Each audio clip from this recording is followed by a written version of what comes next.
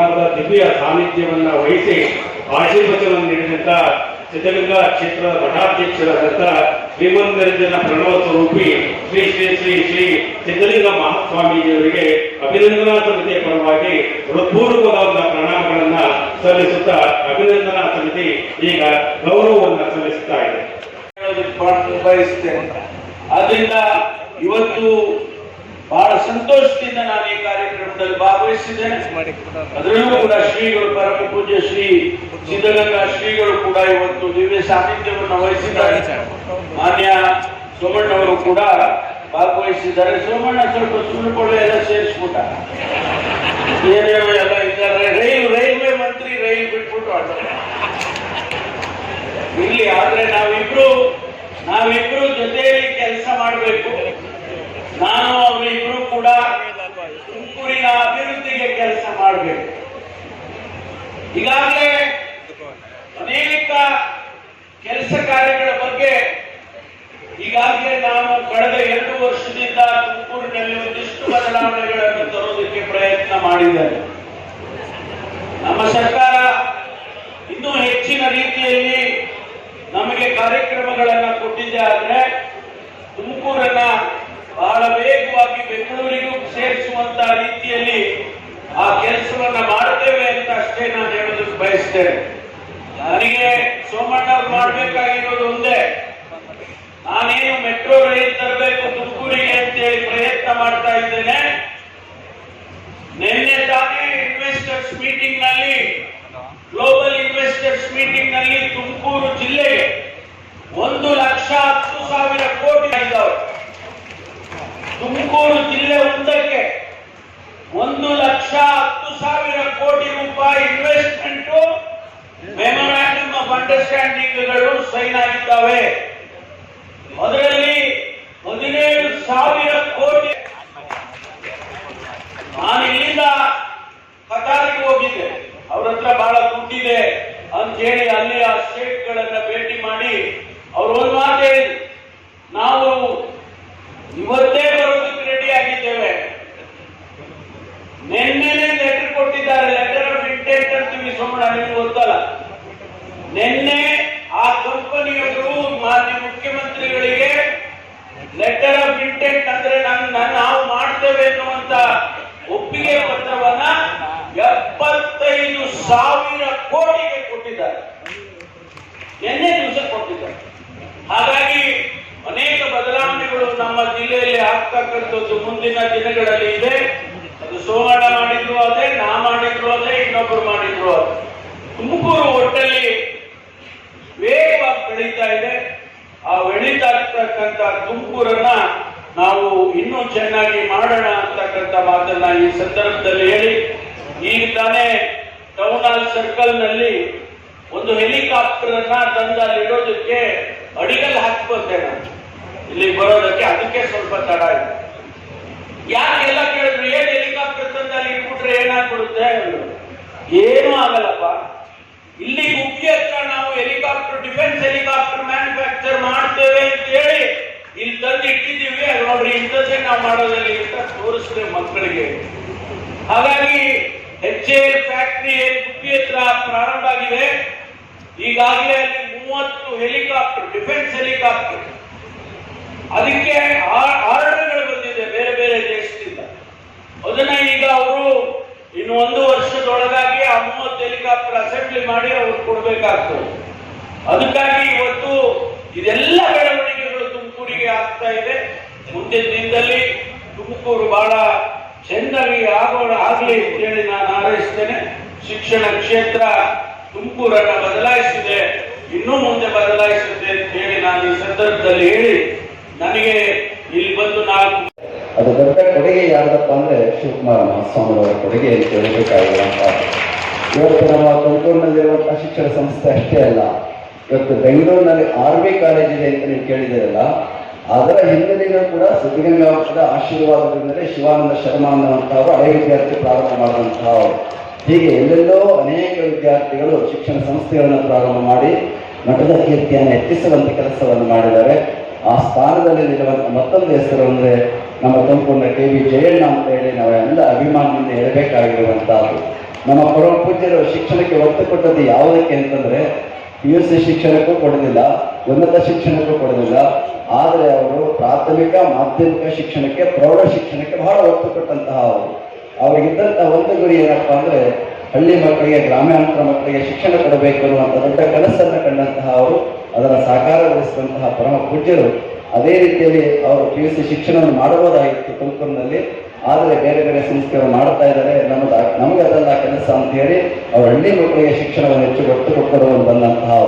ಅದೇ ಸಂದರ್ಭದಲ್ಲೇ ಇವತ್ತು ಸರ್ವೋದಯ ಶಿಕ್ಷಣ ಸಂಸ್ಥೆ ಇದೆ ಅಂತಂದ್ರೆ ಅದು ಶಿವಕುಮಾರ ಮಹಾಸ್ವಾಮಿಯವರ ಆಶೀರ್ವಾದದಲ್ಲೇ ಬೆಳೆದಿರುವಂತಹದ್ದು. ಅದನ್ನ ಕಟ್ಟಿದವರು ಯಾರಪ್ಪ ಅಂದ್ರೆ ಜಯಣ್ಣಂತವರೇ ಕಟ್ಟಿರುವಂತಹ ಅವರು. ನಮ್ಮ ಶಿಕ್ಷಣ ಸಂಸ್ಥೆಯಲ್ಲೇ ಎಲ್ಲ ಶಿಕ್ಷಕರೆಲ್ಲ ಸೇರಿ ಸರ್ವೋದಯ ಶಿಕ್ಷಣವನ್ನ ಕಟ್ಟುವಂತ ಕೆಲಸವನ್ನ ಮಾಡಿದಂತಹ ಅವರು. ಅದೊಂದೇ ಇವತ್ತು ನಮ್ಮ ತುಮಕೂರಿನಲ್ಲಿ ಏನಾಗಿತ್ತು ಅಂತಂದ್ರೆ, ನೀವು ಇಂಜಿನಿಯರ್ ಓದಬೇಕಾದ್ರೆ, ಮೆಡಿಕಲ್ ಓದಬೇಕಾದ್ರೆ ಎಲ್ಲರೂ ಆರಿಸ್ಕೊಟ್ಟಿದ್ದು ಸರ್ವೋದಯ ಸಂಸ್ಥೆಗೆ ಹೋಗ್ತಾ ಇದ್ರು. ಆದ್ರೆ ಅದೊಂದೇ ಇರಬಾರ್ದು ಅಂತ ನೋಡ್ತಾ ಇದ್ದಾಗ ಅದಕ್ಕೆ ಸಂವಾದಿಯಾಗಿ ಬೆಳೆದಂತ ಒಂದು ಸಂಸ್ಥೆ ಅಂತಂದ್ರೆ ಜಯಣ್ಣ ಅವರು ಕಟ್ಟಿದಂತ ವಿದ್ಯಾವಾಹಿನಿ ಸಂಸ್ಥೆ ಅಂತ ಹೇಳಬೇಕಾಗಿರುವಂತಹದ್ದು.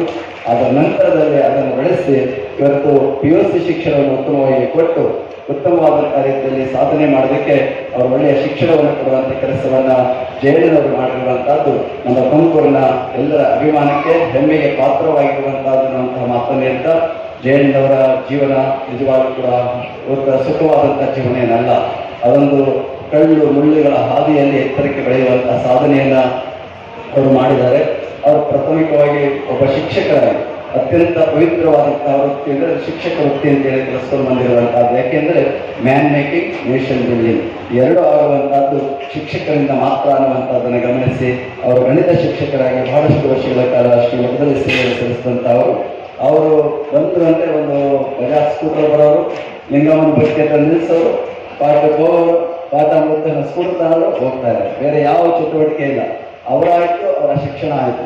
ಆ ರೀತಿಯಲ್ಲಿ ಅವರು ಬೆಳೆದು ಬಂದಂತಹವರು ಕೊನೆಗೆ ತಾವೇ ಒಂದು ಶಿಕ್ಷಣ ಸಂಸ್ಥೆಯನ್ನು ಯಾಕೆ ಪ್ರಾರಂಭ ಮಾಡಬಾರದು ಅನ್ನೋ ಚಿಂತನೆಯನ್ನು ಇಟ್ಕೊಂಡು ವಿದ್ಯಾವಾಹಿನಿ ಸಂಸ್ಥೆಯನ್ನು ಪ್ರಾರಂಭ ಮಾಡಿ ಇವತ್ತು 6,000 ಮಕ್ಕಳಿಗೆ ಆಶ್ರಯ ಆಗಿದೆ. 400 ಇವತ್ತು ಸಿಬ್ಬಂದಿ ವರ್ಗಗಳು ಕೆಲಸ ಮಾಡ್ತಾ ಇದ್ದಾರೆ. ಅಂತಹ ಬದುಕನ್ನು ಕಟ್ಟಿಕೊಡುವಂಥ ಕೆಲಸವನ್ನ ಇವತ್ತು ಜಯಣ್ಣನವರು ಮಾಡಿರುವಂತಹದ್ದು ಅತ್ಯಂತ ಅಭಿಮಾನ, ಹೆಮ್ಮೆ ಕೊಡುವಂತಹ ಸಂಗತಿ ಎನ್ನುವಂತಹ ಮಾತನ್ನ ಈ ಸಂದರ್ಭದಲ್ಲಿ ಹೇಳ್ತಾ, ಜಯಣ್ಣವರಿಗೆ ನೀವೇನು ಮಾಡ್ತಿದ್ದೀರಿ ಅಂತ ಗೊತ್ತಾಗ್ತಾ ಇಲ್ಲ ಅವರಿಗೆ. ಆ ಮಕ್ಕಳಾಗಿದ್ದಾರೆ ಅವರು, ಮಗುವೇನಂತೆ ಅವರಿಗೆ. ಆದ್ರೆ ನಿಮ್ಮನ್ನೆಲ್ಲ ನೋಡಿ ಅವ್ರಿಗೆ ಏನಾಗ್ತಾ ಇದೆ ಅಂದ್ರೆ ಸಂತೋಷ ಆಗ್ತಾ ಇದೆ. ಅವರಲ್ಲಿ ಕಾಣ್ತಾ ಇರುವಂತದ್ದು ಒಂದೇ ನಗು ಕಾಣ್ತಾ ಇದೆ, ಯಾವಾಗಲೂ ನಗ್ತಾ ಇದ್ದಾರೆ ಅವರು. ಅಂತಹ ಒಂದು ಅಭಿಮಾನವನ್ನು ಇಟ್ಕೊಂಡು ಇವತ್ತು ಜಯಣ್ಣನವರು ಮತ್ತು ತಾಯಿ ಪೂರ್ಣಿಮಾ ತಾಯಿ, ಬಹುಶಃ ಜಯಣ್ಣನವರ ಒಂದು ಸಾಧನೆಯಲ್ಲಿ ಪೂರ್ಣಿಮಾರವರ ಕೊಡುಗೆ ಕೂಡ ಬಹಳಷ್ಟು ಇರುವಂತಹ behind every successful man there is a woman ಅನ್ನುವ ಹಾಗೆ ಇವತ್ತು ಜಯಣ್ಣನವರ ಸಾಧನೆಯಲ್ಲಿ ಅವರ ಪತ್ನಿಯವರಾದಂತಹ ಪೂರ್ಣಿಮಾ ಅವರು, ಅವರ ತಾಯಿಯವರಾದ ಸರೋಜಮ್ಮನವರು ಮತ್ತು ಬಸಪ್ಪನವರು ಅವರಿಬ್ಬರನ್ನ ಕೂಡ ಸ್ಮರಿಸ್ಕೊಳ್ಬೇಕಾಗಿರುವಂತಹದ್ದು. ಇಂಥ ಒಬ್ಬ ಮಗನನ್ನ ನಮ್ಮ ಖ್ಯಾತ್ಸನ್ನ ಇವತ್ತು ಕೊಟ್ಟಿರುವಂತಹದ್ದು ಈ ತುಮಕೂರಿಗೆ ದೊಡ್ಡ ಕೊಡುಗೆ ಅನ್ನುವಂತಹ ಮಾತನ್ನ ಈ ಸಂದರ್ಭದಲ್ಲಿ ಹೇಳ್ತಾ, ಇವತ್ತು ಜಯಣ್ಣನವರಿಗೆ ಮತ್ತೊಬ್ಬ ಒಂದು ಶಕ್ತಿ ತುಂಬಿದವರು ಯಾರಪ್ಪ ಇದನ್ನು ಬೆಳೆಸಿದವರು ಅಂದ್ರೆ ನಮ್ಮ ಪ್ರದೀಪ್ ರವರು ಮತ್ತು ಅವರ ಕುಟುಂಬದವರು. ಇವತ್ತು ಅವರು ಬೆಳೆಸಿದಂತಹ ಸಂಸ್ಥೆಯನ್ನ ಇನ್ನಷ್ಟು ಮತ್ತಷ್ಟು ಎತ್ತರಕ್ಕೆ ಬೆಳೆಯುವಂತ ಕೆಲಸವನ್ನ ಪ್ರದೀಪ್ ರವರು ದೂರದೃಷ್ಟಿಯನ್ನ ಒಂದು ವಿಷನ್ ಇಟ್ಕೊಂಡು ಈ ಸಂಸ್ಥೆಯನ್ನು ಮತ್ತಷ್ಟು ಬೆಳೆಸುವಂತ ಕೆಲಸವನ್ನು ಅವರು ಮಾಡ್ತಾ ಇದ್ದಾರೆ. ನಮ್ಮ ಜಯಣ್ಣವರು ಮಾತನಾಡಿದ ನನಗೇನು ಅರ್ಥವಾಗಿ ಏನು ಮಾತನಾಡಿದ್ರು ಅಂತ. ಆದರೆ ಪ್ರದೀಪ್ ಅವರು ಒಂದು ಮಾತನ್ನು ಹೇಳಿದ್ರು. ಅವ್ರ ಕೊನೆ ಹೇಳಿದ ಮಾತೇನಪ್ಪ, ಇನ್ನೂ ಹೆಚ್ಚಿನ ಕಾಲೇಜಲ್ಲಿ ಮಾಡಬೇಕು ಅಂತ ಒಂದು ಮಾತನ್ನು ಹೇಳಿದ್ರಂತೆ. ಅದನ್ನು ಶಾಶ್ವತವಾಗಿ ಈಗಾಗಲೇ ನಮ್ಮ ಪ್ರದೀಪ್ ರವರು ಆ ಒಂದು ದೃಷ್ಟಿಯನ್ನು ಇಟ್ಕೊಂಡು ಈ ಒಂದು ಸಂಸ್ಥೆಗಳನ್ನು ಹೆಚ್ಚು ಬೆಳೆಸುವಂತ ಕೆಲಸವನ್ನ ಅವರು ಮಾಡ್ತಾ ಇದ್ದಾರೆ. ಅವರ ಏನು ಆಶಯಗಳಿದೆ ಅವೆಲ್ಲವನ್ನೂ ಕೂಡ ಸಾಕಾರಗೊಳಿಸುವಂತ ಕೆಲಸವನ್ನ ಪ್ರದೀಪ್ ರವರು ಮತ್ತು ಅವರ ಕುಟುಂಬದವರು ಮುಂದುವರಿಸಿಕೊಂಡು ಹೋಗ್ತಾ ಇರುವಂತಹದ್ದು ನಮ್ಮೆಲ್ಲರಿಗೂ ಕೂಡ ಅತ್ಯಂತ ಅಭಿಮಾನ ಅನ್ನುವಂತಹ ಮಾತನ್ನು ಹೇಳ್ತಾ, ಇವತ್ತು ಸೋಮಶೇಖರ್ ಅವರು ಅಭಿನಂದನೆಗಳನ್ನ ನುಡಿದಿರುವಂತಹವರು. ಪರಮೇಶ್ವರರು ನಮ್ಮ ಶಿಕ್ಷಣ ಸಂಸ್ಥೆಗಳು ನಮ್ಮ ತುಮಕೂರನ್ನ ಬೆಳೆದು ಬಂದ ರೀತಿಯನ್ನು ಅವರು ತಿಳಿಸಿದ್ದಾರೆ. ಸೋಮಣ್ಣವರು ಕೂಡ ಮಾತನಾಡಿ ಹೋಗಿರುವಂತಹ ಅವರು ರಾಜಣ್ಣವರು ಬಂದು ತುರ್ತಾಗಿ ಮಾತನಾಡಿ ಹೋಗಿದ್ದಾರೆ. ರಾಜಣ್ಣವ್ರಿಗೂ ಅವರು ಒಡನಾಟ ತುಂಬಾ ಯಾಕೆಂದ್ರೆ ಅವರು ಕೆಲಸ ಅಂತ ಇವರು ಕೆಲಸ ಅಂತ ಆದ್ರಿಂದ ಅವರ ತಂದೆಯವರು ಹೇಗಿದ್ರು ಅವ್ರಿಗೆ ಒಡನಾಡಿದ ಹಾಗೆ ಅಂತೇಳಿ ಅವರ ಸ್ಮರಣೆಯನ್ನು ಮಾಡಿಕೊಂಡು ಹೋಗಿರುವಂತಹ ಅವರು. ಒಟ್ಟಿನಲ್ಲಿ ಇವತ್ತೊಂದು ಒಳ್ಳೆಯ ಕಾರ್ಯಕ್ರಮವನ್ನು ಅಭಿನಂದನಾ ಸಮಿತಿಯವರು ಮಾಡಿದ್ದಾರೆ. ಶೇಖರ್ ಅವರ ಅಧ್ಯಕ್ಷತೆಯಲ್ಲಿ ಎಲ್ಲರೂ ಒಟ್ಟಾಗಿ ಸೇರಿ ಈ ಕಾರ್ಯಕ್ರಮವನ್ನು ಮಾಡೋದ್ರ ಜೊತೆಗೆ ಒಂದು ಉತ್ತಮವಾದಂತಹ ಅಭಿನಂದನಾ ಗ್ರಂಥವನ್ನ ಅವರಿಗೆ ಜಯಣ್ಣನವರಿಗೆ ಶಿಕ್ಷಣ ನಿಧಿ ಅನ್ನುವಂಥ ಹೆಸರನ್ನ, ಶ್ರೀನಿಧಿ ಅನ್ನುವಂಥ ಹೆಸರನ್ನು ಕೊಟ್ಟು ಅದನ್ನ ಸಾಕಾರಗೊಳಿಸುವಂತ ಕೆಲಸವನ್ನು ಮಾಡಿದ್ದಾರೆ. ನಾವು ಮಾತನಾಡೋದೆಲ್ಲ ಮರ್ತೋಗಿರ್ಬೋದು, ಬಂದವರೆಲ್ಲ ಮರ್ತೋಗಿರ್ತಾರೆ ಯಾರು ಬಂದರು ಅಂತ ಹೇಳಿ. ಆದರೆ ಈ ಒಂದು ಸಮಾರಂಭದ ಒಂದು ಗುರುತು ಶಾಶ್ವತವಾಗಿ ಉಳಿಯುವಂತಹದ್ದು. ಆ ಅಭಿನಂದನಾ ಗ್ರಂಥದಿಂದ ಈ ಕಾರ್ಯಕ್ರಮ ಶಾಶ್ವತವಾಗಿ ಉಳಿಯಲಿಕ್ಕೆ ಸಾಧ್ಯ ಆಗುವಂತಹದ್ದು. 106 ಜನ ತಮ್ಮ ಅನುಭವಗಳನ್ನು ಹಂಚಿಕೊಂಡು ಜಯಣ್ಣನವರ ಮಹೋನ್ನತ ವ್ಯಕ್ತಿತ್ವವನ್ನು ಅದರಲ್ಲಿ ಅಕ್ಷರ ರೂಪದಲ್ಲಿ ಸಾಕಾರಗೊಳಿಸಿರುವಂತಹದ್ದನ್ನ ಇವೆಲ್ಲರೂ ಕೂಡ ಅದನ್ನು ಮನಗಾಣಬಹುದು ಅನ್ನುವಂತಹ ಮಾತನ್ನ ಜಯಣ್ಣನವರಿಗೆ ಅಭಿನಂದಿಸುವುದರ ಜೊತೆಗೆ ತುಮಕೂರಿನ ಶಿಕ್ಷಣ ಕ್ಷೇತ್ರಕ್ಕೆ ಪರಮಪೂಜ್ಯರುಗಳ ಕೊಡುಗೆಯನ್ನ ನೆನಪಿಸಿಕೊಂಡು ಅವರಿಗೆ ನಮಸ್ಕರಿಸಿದಂತಹ ನಮ್ಮ ನಿಮ್ಮೆಲ್ಲರ ನೆಚ್ಚಿನ ಗೃಹ ಸಚಿವರಾದ ಡಾಕ್ಟರ್ ಪರಮೇಶ್ವರ್ ಸರ್ ಅವರಿಗೆ ಕಾರ್ಯಕ್ರಮದಲ್ಲಿ ಮತ್ತೊಮ್ಮೆ ಅಭಿನಂದನೆಗಳನ್ನ ಸಲ್ಲಿಸ್ತಾ ಇದ್ದಾರೆ. ಇದೀಗ ಕಾರ್ಯಕ್ರಮದ ಮುಖ್ಯ ಭಾಗ ಅಭಿನಂದನಾ ನುಡಿ. ಡಾಕ್ಟರ್ ಶ್ರೀ ಸೋಮಶೇಖರ್ ಸರ್ ಅವರನ್ನ ಅಭಿನಂದನಾ ನುಡಿಗಳಿಗಾಗಿ ವೇದಿಕೆಯಲ್ಲಿ ಸ್ವಾಗತಿಸಿದ್ದಾರೆ.